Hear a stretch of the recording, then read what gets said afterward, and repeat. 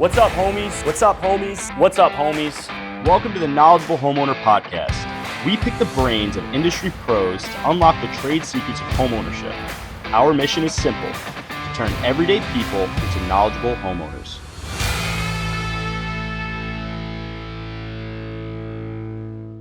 What's up, homies? Welcome back to the Knowledgeable Homeowner Podcast. I'm Sturdy Joe. Here with me today, we have Mike DeAngelis, the owner, founder, managing partner of Equiquest, private hard money lender. Yes. Thanks for coming in, man. Yeah, my pleasure. Yeah. Thanks so much for having me. Absolutely. So, exciting topic today. We have different areas we can go into. Your main business is the private lending. We haven't really gotten into that. We've talked a little bit about money, and we've had investors on before. So excited to talk about that, but also your decades of home ownership.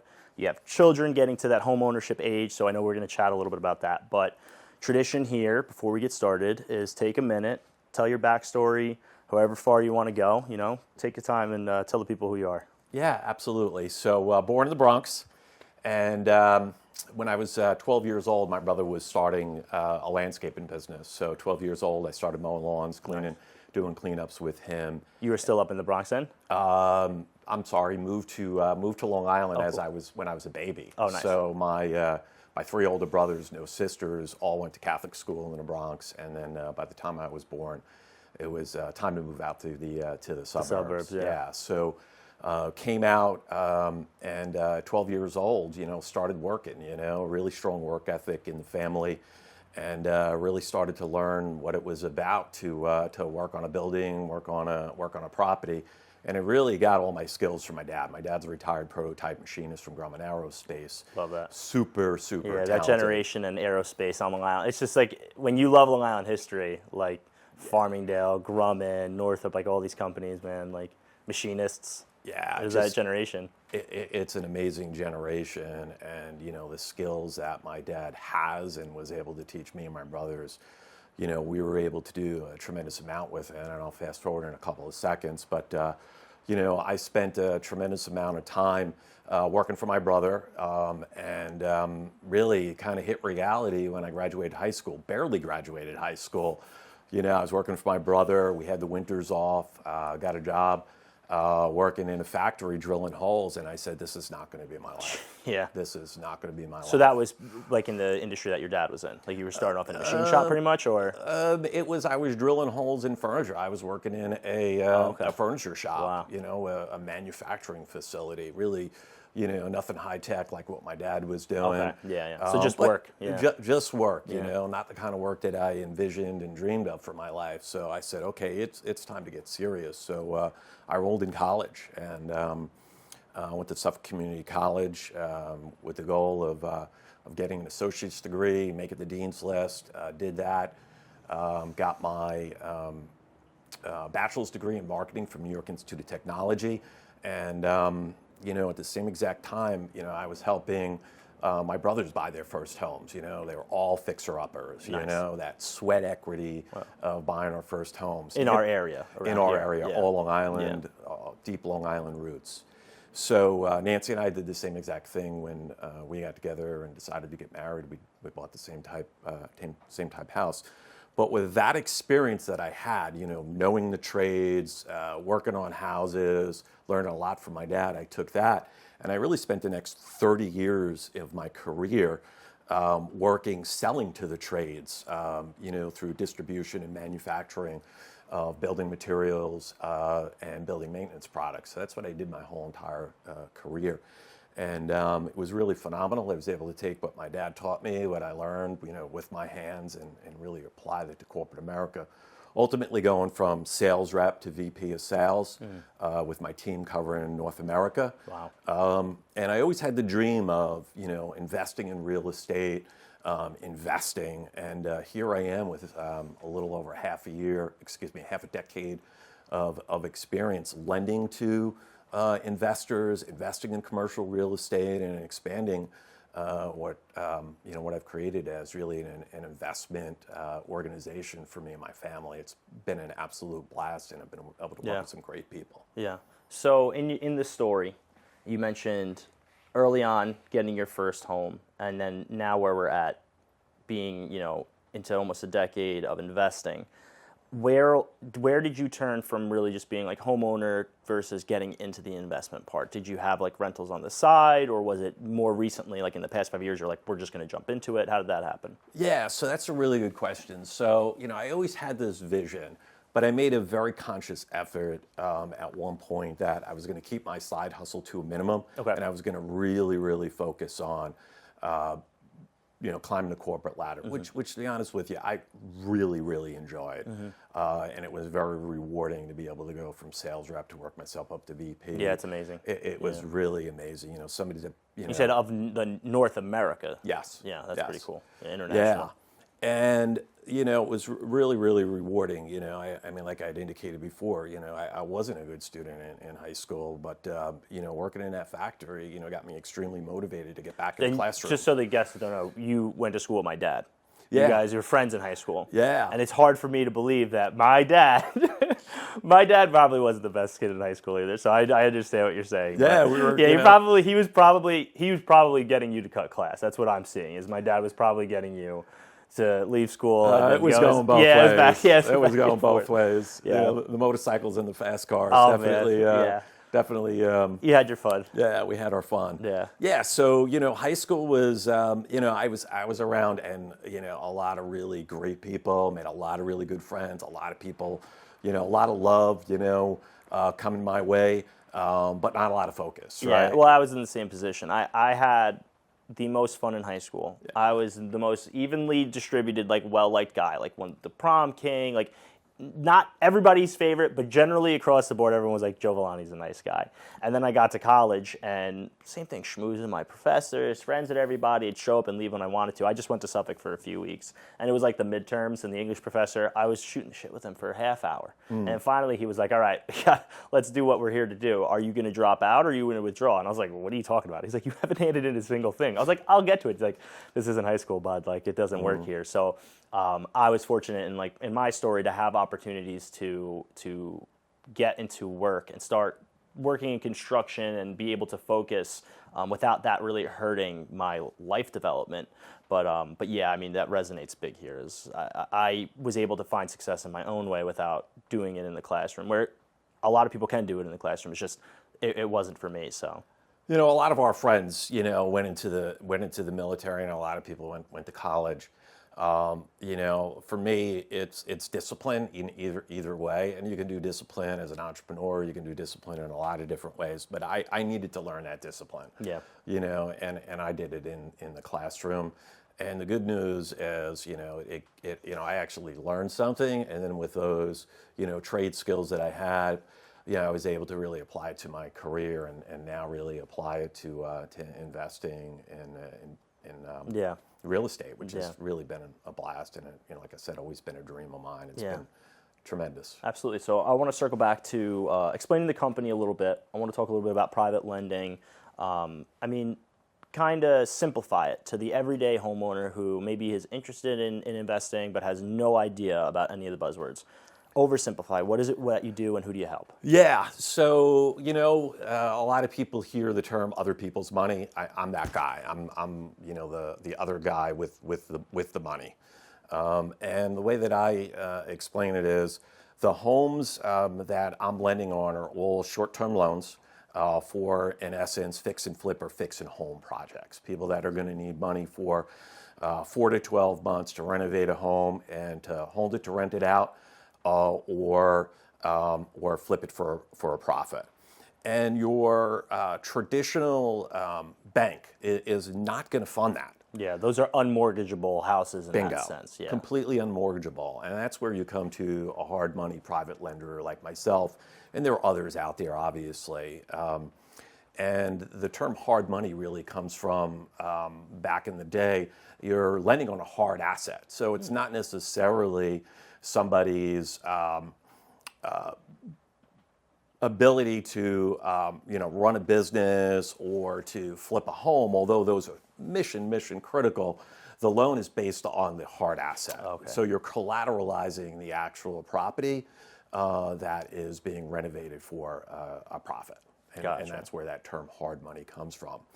And It really is, for most people, a mystery, right? Everybody thinks, most people that I talk to that are trying to get in the business, are thinking maybe they watched, a TV show or saw an infomercial or now saw on something. Instagram, it's like every flipper is really, really making it look extremely sexy and building. It's like, I think HGTV did it 10, 15 years ago, and now it's on steroids now. Like the desire for it is there. Yeah, you're 100% right. So everybody sees that, and they immediately don't think that they could, tap into funding from somebody like me that's actually eager to lend money out and to help people, launch a business, to build wealth, and to, and to create a life that I've been able to create for myself.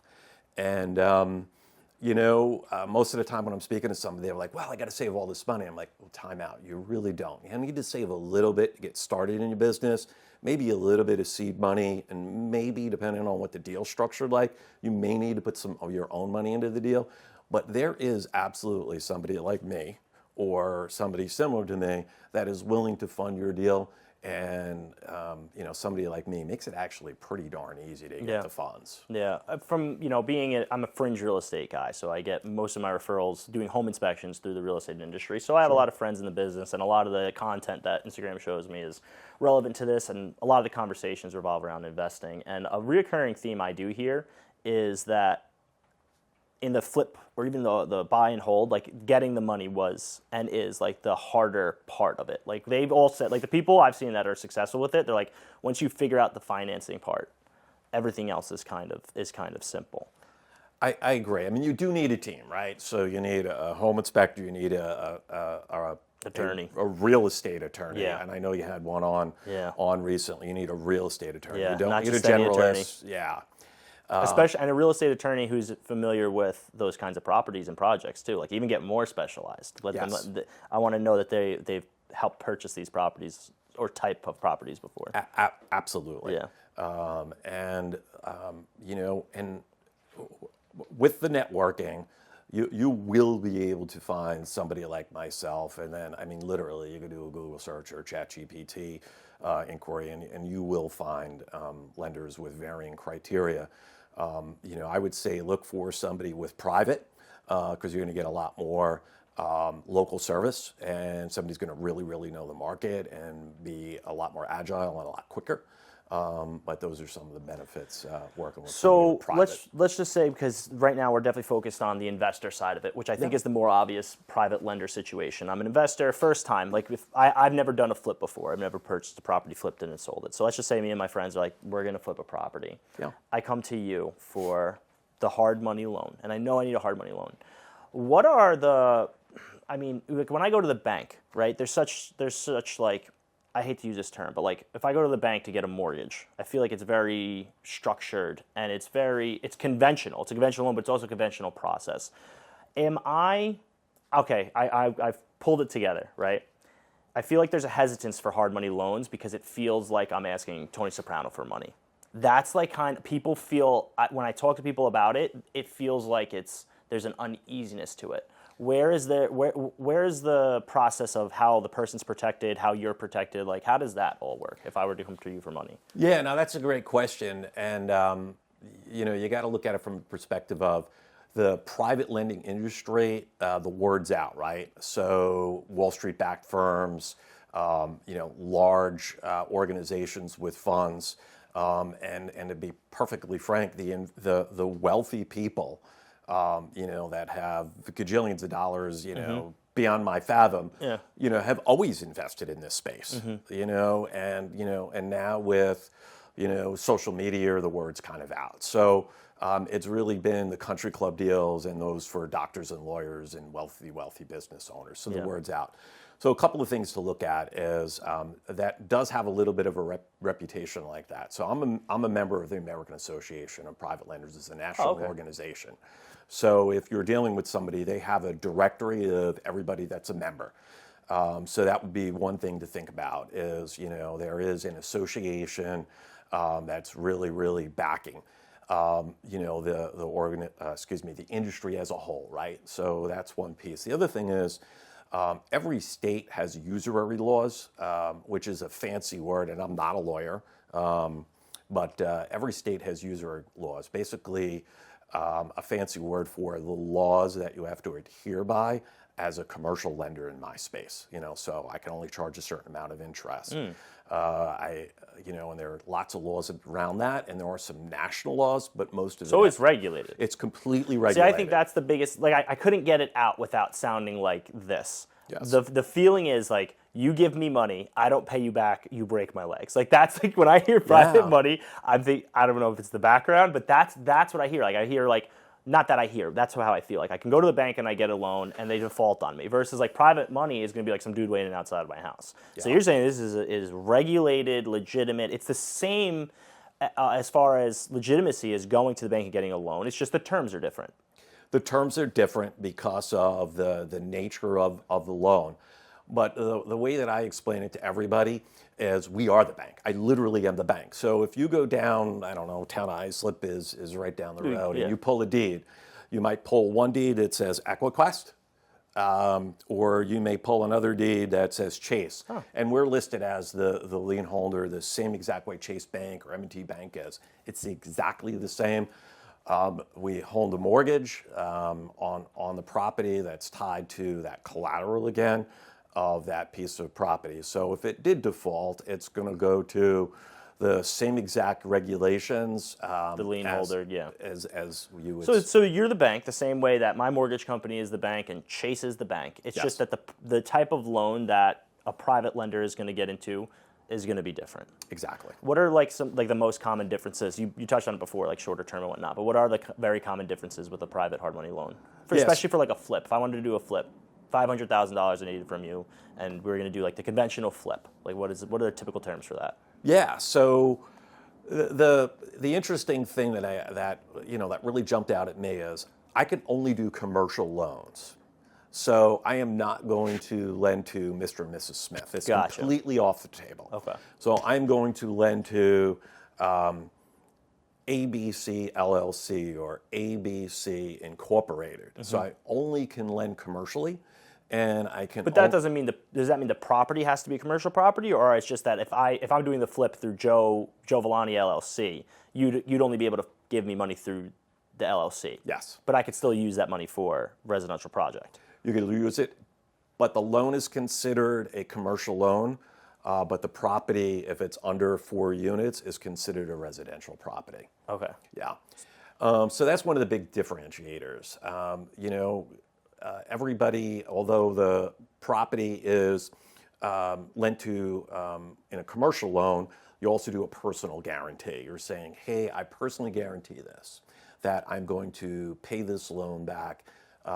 And that's a level of security on top of the collateralization, which is the property that the project's being done on. Typically what you'll have for somebody is either you're going to pay interest rate, and sometimes there's points involved. Mm-hmm. That's very, very typical.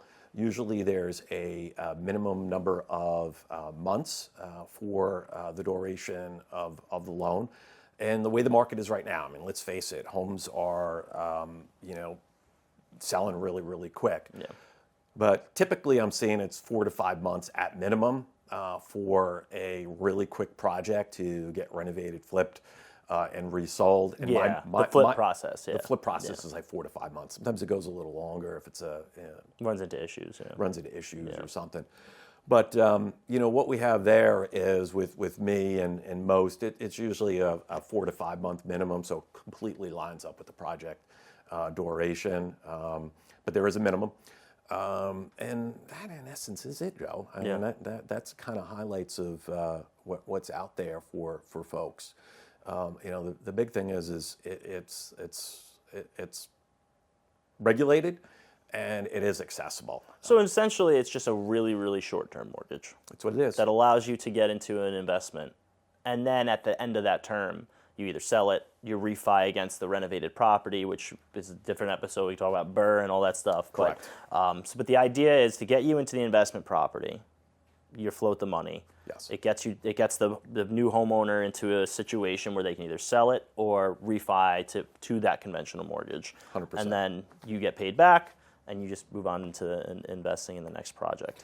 Yeah, that's it. For me, having the background, that I do in, building maintenance and some of the trades and all, it is a way for me as a lender to still stay connected, to see projects all the way through, but at the point that I am in my life, I don't want to be fixing and flipping and doing all that work. I'd rather be the money guy, which works out really, really, really well. Yeah, like you said, that's a different point in your investing career. Now it's you put the money out there, money makes a return. You don't have to do the sweat equity, and we'll get back to sweat equity. But I just want to bring up, we talked about somebody looking to do a flip or somebody looking to do maybe renovate a fixer-upper and then rent it out. That would make sense for a private money loan. But when we spoke privately, you mentioned possibly there could be a use for regular people looking to buy a first home. Is there a potential with private lending for a regular homeowner? Yeah, I wanted to clarify that. I've been thinking about our conversation. The short answer is no, right? Mm-hmm. It's very, very different. I can't lend to you as an individual so that you then in 4 to 5 months can actually occupy the house and live in it with your family. It's completely different worlds. Yeah. I have to know, again, back to the regulations, I have to know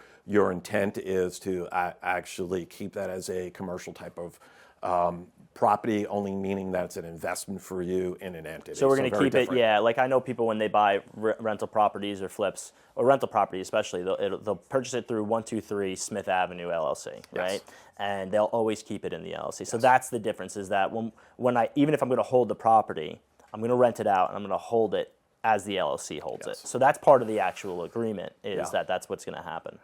Yeah, so going back, I was thinking about this actually, so going back, to, my brothers and myself, there's a really distinctive line. Like, so if you want to create sweat equity in your first home, right? Mm-hmm. I know that we have a lot of first-time home buyers. More than ever. I'm sorry? There's more than ever first-time home buyers because the average age of a home, I saw recently, it was like the average age is 38 for a first-time home buyer, where 20 years ago it was 30. Okay. So if you think about it, there's an 8-year gap, and every single year somebody becomes 29, they get engaged, and they want to get married, and they want to buy a house. So every year another person ages into that age group that they want to buy a house, but every year the actual buyer gets older. So there's this huge queue of potential first-time home buyers, more than ever before. Yeah, it is amazing. So speaking to that, demographic, I guess we would call it, that person's going to want to buy the ugliest house on the block that hasn't been maintained very well for the last 30 or 40 years, but still be able to get a conventional mortgage on it and be able to move into it. Yeah, so, I got that's exactly what I did here. This house was essentially vacant for 20 years. The guy moved to Vermont and he held it here because his kids still lived here. And he heated the house with 2 wood-burning stoves, and he would come once every 3 months to make sure nothing exploded. But my wife grew up down the block. I never even knew this house was here because it was so overgrown. When I tell people about it, I tell people about my neighbors got a huge front lawn and that we're next to the school. They didn't even know that this house was here. So I have a very, very easy life. Everything works out really, really, really well for me.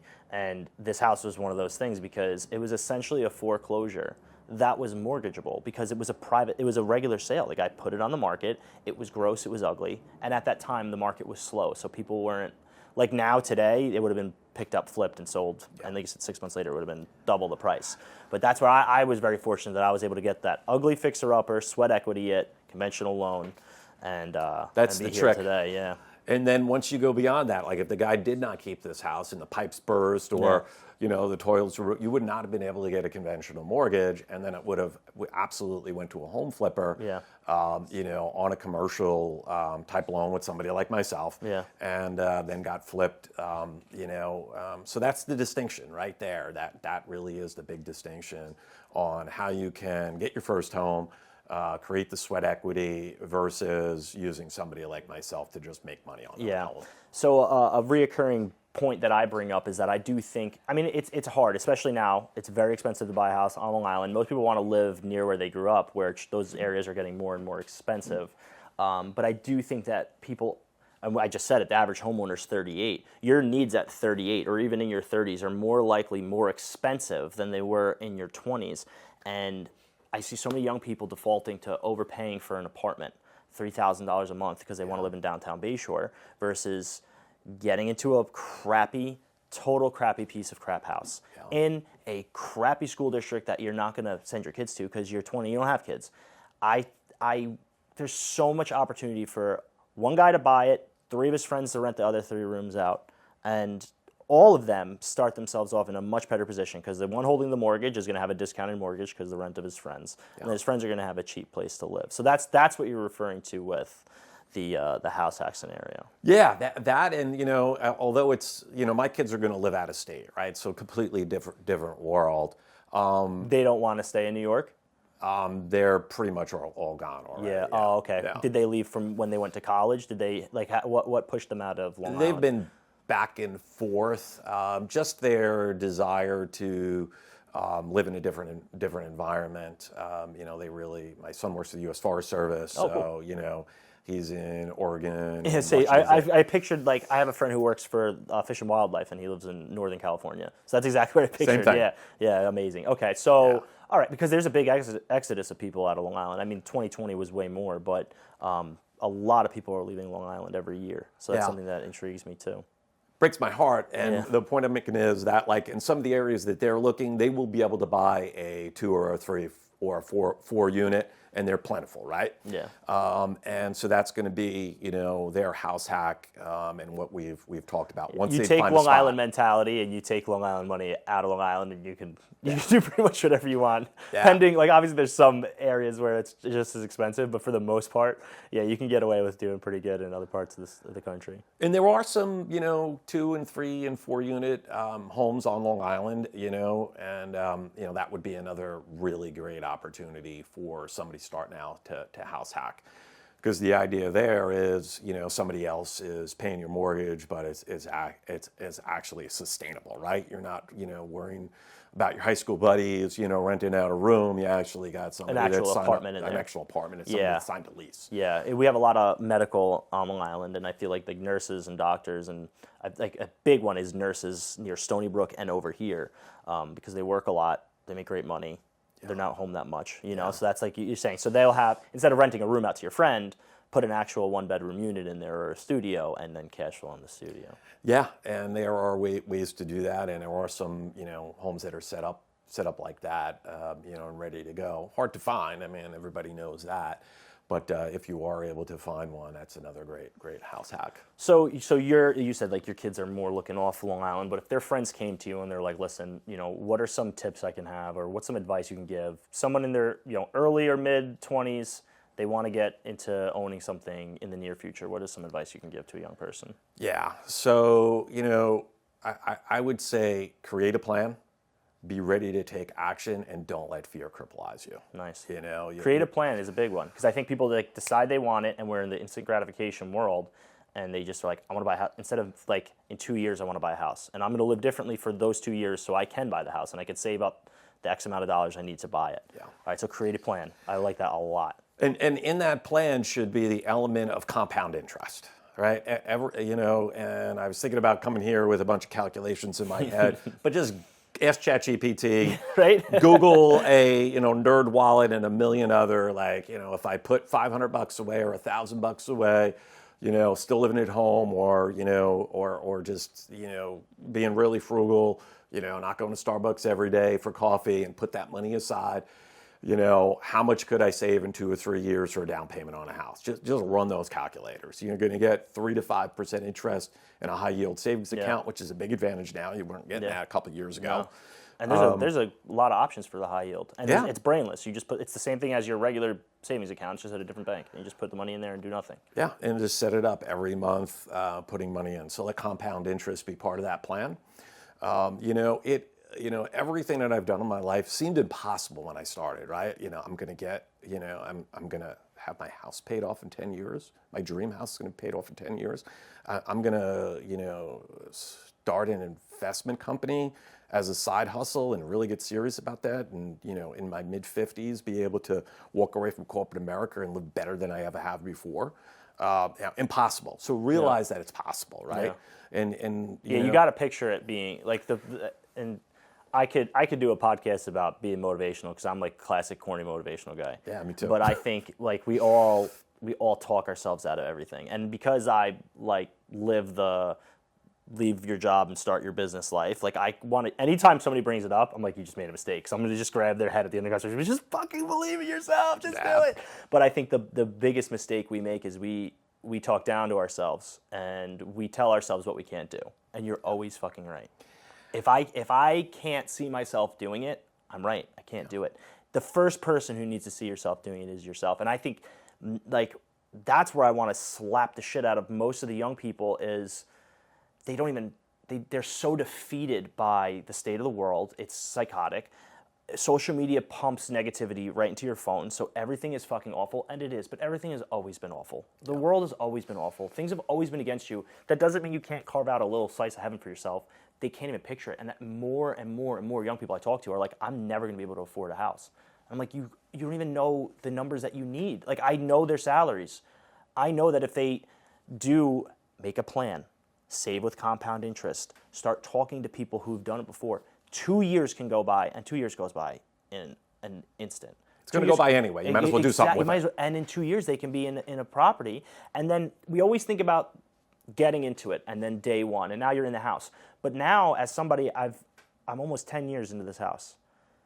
It gets easier every 5 years. I can't imagine if I keep this house for another 10 years, it's going to be like living for free because the rest of the world just continues to get more expensive. So the sooner you get into it, the easier and easier and easier it gets. But I think it 100% starts with young people being fully convinced they have no chance. Yeah. And I hate that.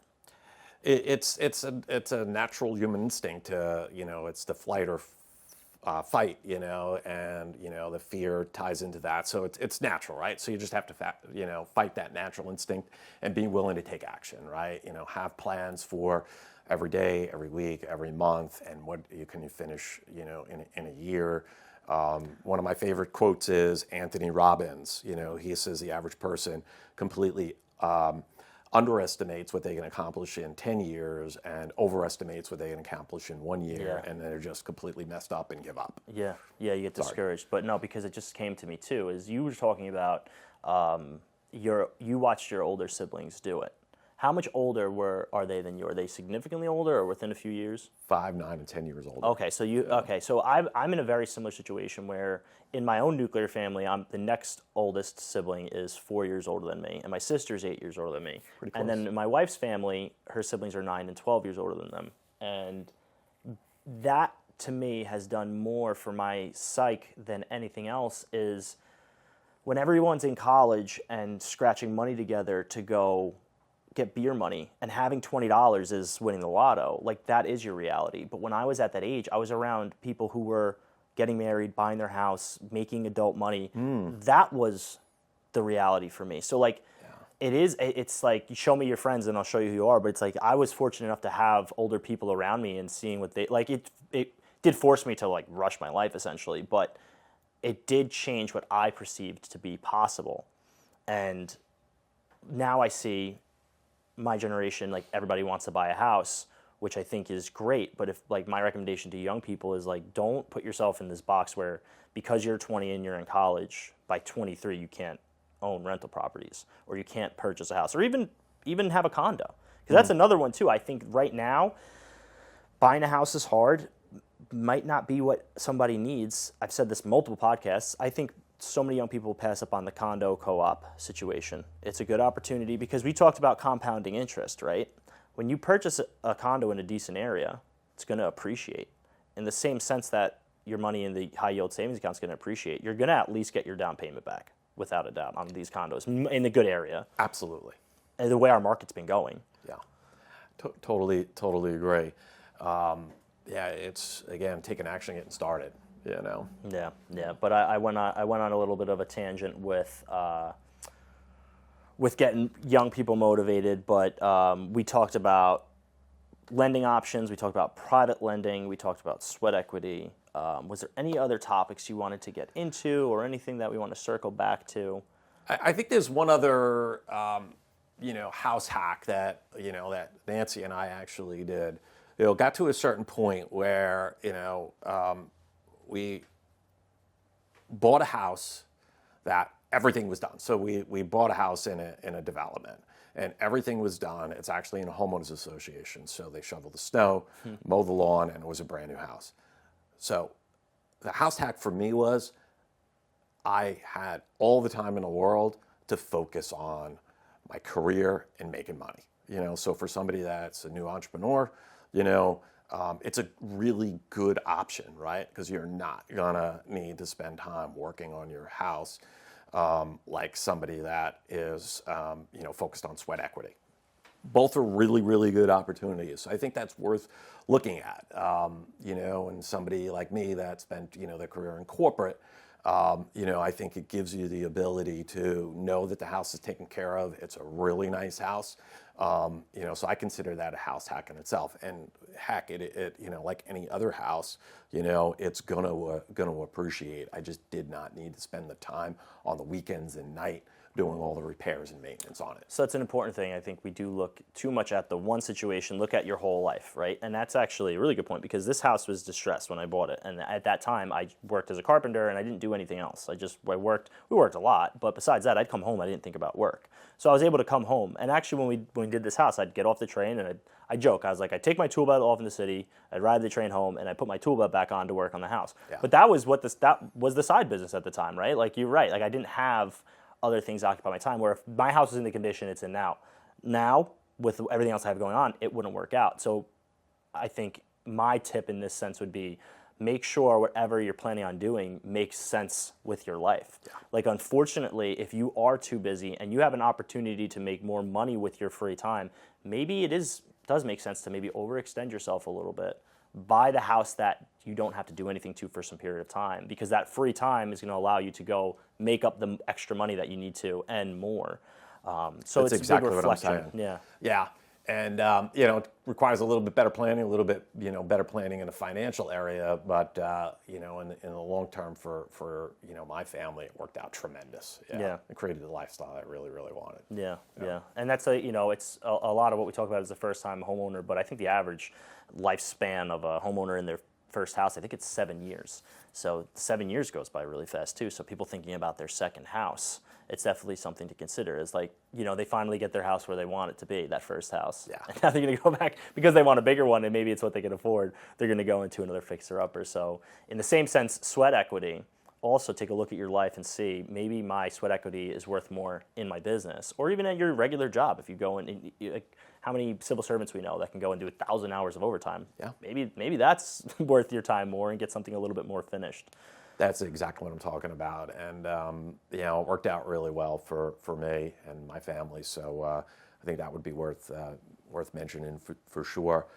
I don't know any other direction that you wanted to go, but the organization that I created as a side hustle, we're at 5 years right now, almost. How did that come to fruition? It was something that you wanted to do for some time. You had some experience with getting real estate for yourself. Like, where were you career-wise? Was there a moment where you said, we're doing this? How did that come to fruition? Yeah, so I had worked for one company for 27 years. They were, very generous with profit sharing and stock options and everything. So I was pretty secure.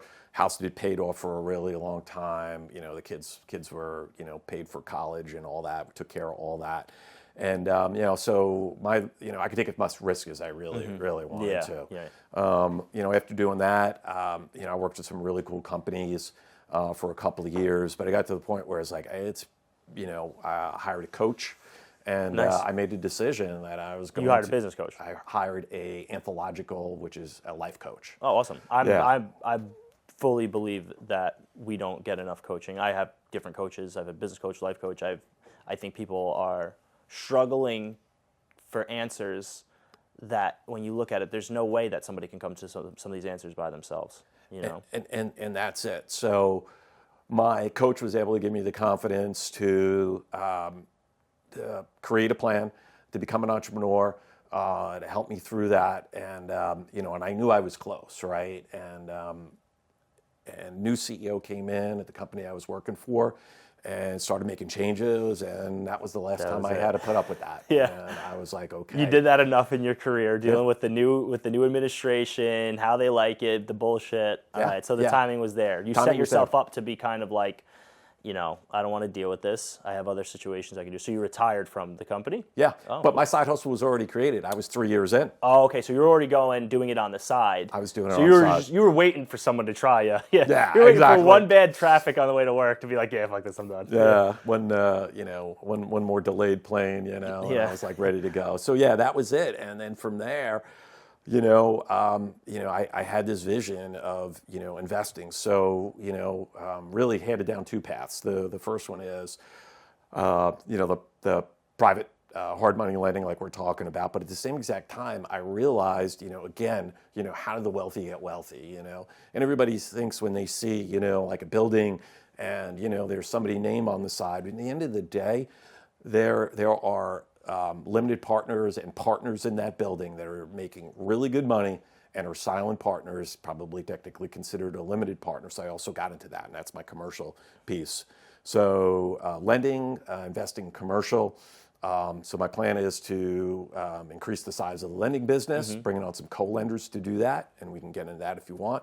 I'm going to build out the commercial portfolio, and I'm going to cycle back to, I am planting the seeds right now. I'm going to cycle back to my old industry, and start to acquire some distribution companies and manufacturing in that space.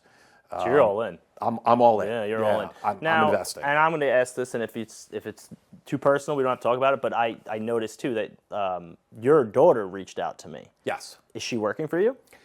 Well, or does she just help you? So my daughter actually, she and my son and my wife, they're all partners in Equiquest. And that was kind of a legacy plan.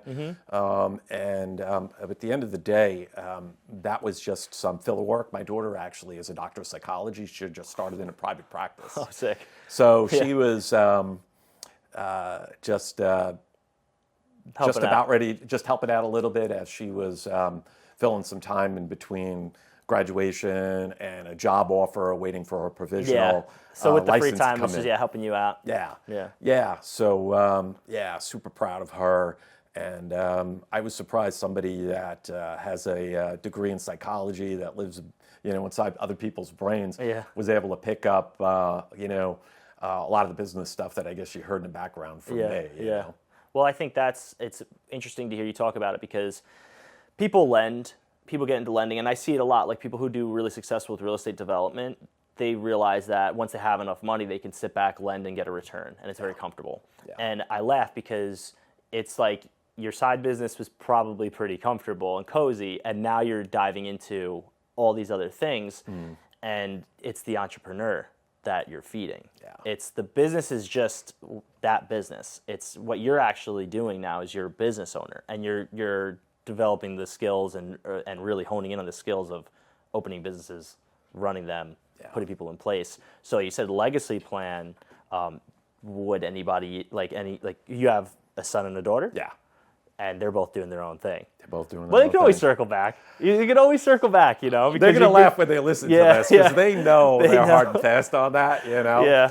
But it's also too, as a family person, sometimes you got to have boundaries. So maybe, like I have people I love that, and my dad. If me and my dad worked together, we would just get in a fight every day. Love him dearly. I could hang out with my dad every day. If we worked together, we would probably fight. And my brothers too. We would never be able to.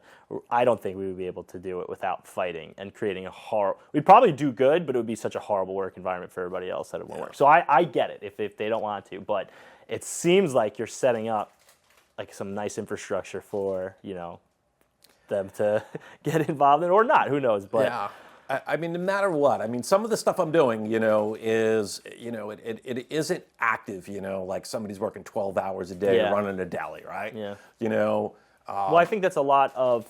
I'm familiar with that because I can have a business. Like I do 3 different services right now that are 3 separate S corps, and one can be the grand slam for a week. And then it can go quiet for 3 weeks, but the other 2 pick up where the other ones fall off. And that's where I'm able to kind of find that balance is the 3. They can all exist on their own, but right now it's kind of, a little bit here, a little bit there. Yeah, that's the exact concept. And, to the point where, I do think that, they're active but passive enough that, I could long-term put somebody else in place and keep it running, and it would work out really, really well. That ultimately is the plan. Yeah, it's amazing. It's really amazing stuff. We're getting close. Like I said, if there's anything else you wanted to jump into, I'm all ears. I really, really enjoyed this conversation. Yeah, me too. We covered a lot of different stuff, and I think there's going to be a lot of good value. Okay. All right. Well, I'd say if we wanted to, I'm kind of good with questions, but we can go back and forth some more if there was anything else that you wanted to get to. I can't think of anything else. Yeah. Like I said, we covered a lot. You know what we might want to talk about? I bring it up a little bit. So, if somebody was to ask me, like, how am I expanding the business, or where am I getting the money from, right? To lend. Up until October of last year, so roughly 6 months, it's been my money for the lending and the commercial investing. The model that I've learned from a mastermind group is to expand. I offer, and I think offer is probably the wrong word. I have the opportunity for people to become co-lenders with me. So what that basically means is we stand side by side and we lend money to investors. So not only is Equiquest and my organization named on the mortgage, so is other individuals. So that gives people like me the ability to expand. There's lots of other models to bring funding in to expand a lending business, but that's the model that I'm using. So, I think that a lot of people that would like to be in real estate or be a private lender or potentially, want to be an investor, think that it's this big mysterious thing that, again, they're afraid of, they don't have a plan for, they're not taking action, they find it impossible to enter. It's a lot easier to enter. So you can come on as a co-lender. It's a completely passive investment, really, really strong return. And the big difference is, rather than seeing the fluctuation like everybody's seeing in the stock market right now, you put your money into a loan, and it's real estate backed. I service the thing, and you get checks every month. Yeah, that's interesting because I followed somebody on Instagram that I did some work for him too. He was a contractor turned into a developer, and then he started getting into commercial rentals. So 40 unit, 50 unit commercial buildings. Now, the guy manages like 1,000 units across the country. And it's funny to see the hustle change. I followed him for some time. So he was the contractor, and then he was like the property manager, like seeing his role in the day-to-day. Now, and it makes me laugh because his main purpose is exactly what you're talking about, getting other people to bring more money in. And what I see is they're finding so many deals that they can't keep enough money liquid to keep buying. Like, they're so good at, like, once you figure out the recipe, they're so good at finding the deals that are going to return that these guys, they're like screaming it from the mountaintops. And that's why it feels like it's almost like too good to be true, where it's like, because they're like, listen, these are the returns we're going to get you. It's way better than the stock market. Park your money here. Don't park your money in the stock market right now. And but I do see it, and I do laugh because I'm like, they figured it out. You figured out the recipe, and now you just need more money. Yeah, that's it. And I always knew, and again, my dream was to do this type of investing. I always knew that there was that recipe there, but I didn't know what it was. So until I really get serious about my side hustle and really get serious about stepping away from corporate and had the time to really educate myself, hire the coaches, part of the mastermind groups, and really start to take massive action, I didn't know any of this stuff. Yeah, well, you want to do it the right way, too. It sounds to me like you don't like to half-ass things. So like when you were going to do it, you were going to do it the right way. Yeah. And I did laugh to myself because earlier in the episode, I was talking about the hesitation with the legitimacy of it. And just the way you spoke on it, I would feel so confident investing with you. And if people are looking at even getting hard money loans or giving money into one of these co-lending situations, if the person can't speak on it the way you spoke on it now, you spoke on it from such a position of authority and you truly understand what you're doing, there is no bullshit in that. If that's a tip to people looking to get into it, the answer you gave, that's the type of confidence I want in the person that I'm going to be going into business with. Because the second you started talking about it, I was like, yeah, this is somebody who's done significant amount of research. They know exactly what they're talking about. Like, you're not going to fumble this situation. Like, you're going to handle it and deliver on what you said. Yeah, no, it's been fun. So yeah, that was kind of the last piece that I think would be worth talking about in case people are curious about. Yeah, I think, like I said, it's I'm in the fringe world of real estate, and I still don't truly understand it. And I think that there's people out there who are interested in real estate investing, especially now with Instagram, and we just need to talk more about it. So I do appreciate you coming on. Are you, because this is your first podcast, right? Yeah. I think you should do more. You speak very well. You're very knowledgeable on it. And I think there's a lot of bullshit on social media now. And the point of this podcast is to kind of try to get the professionals in here, get real opinions, not just fluff talk, people that are actually doing it. Are you on social media at all? Yeah, I am. It's a lot about my motorcycles and cars, but I'm starting to bring some business stuff in there. That's if we do 90% motorcycles and cars, and every now and then you talk about private lending, you'll get 100,000 followers. You'll be there, man. Yeah. Yeah, so I'm on Instagram. I'm on LinkedIn. Obviously from the corporate. Yeah. So you can kind of check out my history a little bit. I'm on Facebook. And what about the company? Do you have anything going on with the company as far as social media, or where people, if they wanted to learn more, where they could reach out to you guys? Yeah, so probably, we're this little company, that's just starting to kind of get, some real momentum now. I have a company page built in to LinkedIn, but I don't have a website yet. So really the best way to get a hold of me is text and phone, 516-351-9302. That's it. You can send me a DM on Instagram. The only other thing is if you do want to stay connected, I do push out content on a newsletter on Saturday mornings. Perfect. About real estate. That's perfect. Yeah, so DM me. And I'll put you on the list there, or send me a text, 516-351-9302. and I'll put you on the list. And, the newsletter is, I think the most important thing for people who want to get into real estate investing is to grow your knowledge base. And newsletters are a great way to do it. Yeah. So perfect. So we could jump in and get on the newsletter, and then they'll feel more comfortable hearing things from you too. And then they'll end up reaching out to you for more information. So that'll be perfect. Yep. So that's kind of the whole piece there, awesome. In terms of how we can stay connected. That was great, Mike. Thank you so much. I appreciate you coming on, teaching the guests, a little bit more about all the different things of private lending and telling your story. All right. Awesome. Thanks for having me. Yeah. Thank you, guys. Thank you for tuning in. Until next time, stay knowledgeable.